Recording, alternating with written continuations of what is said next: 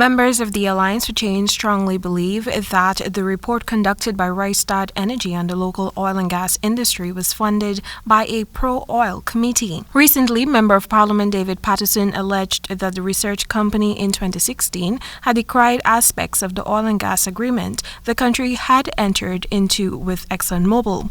However, 5 years later, it is now endorsing the agreement and related projects. He opined that there is still lingering questions surrounding the report, including who commissioned it, that needs answers, taking into account that ExxonMobil is a client of Rystad Energy. The findings of the report were presented by the company's vice president and head of Latin America, Shriner Parker, during an event organized by the Georgetown Chamber of Commerce and Industry on Thursday last at the Duke Lodge. It suggests, among other things, that the construction of a pipeline for the gas-to-shore project will be a financially viable venture for Guyana.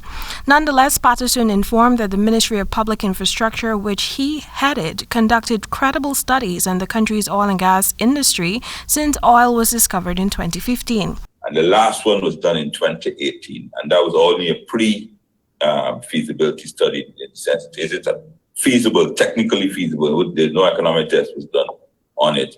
And they said, yes, it's technically feasible because almost anything is technically feasible. Now we've landed people on the moon. Yet this company has come up to and written in their report that the gas-to-shore project is good for Guyana. Absolutely no additional data.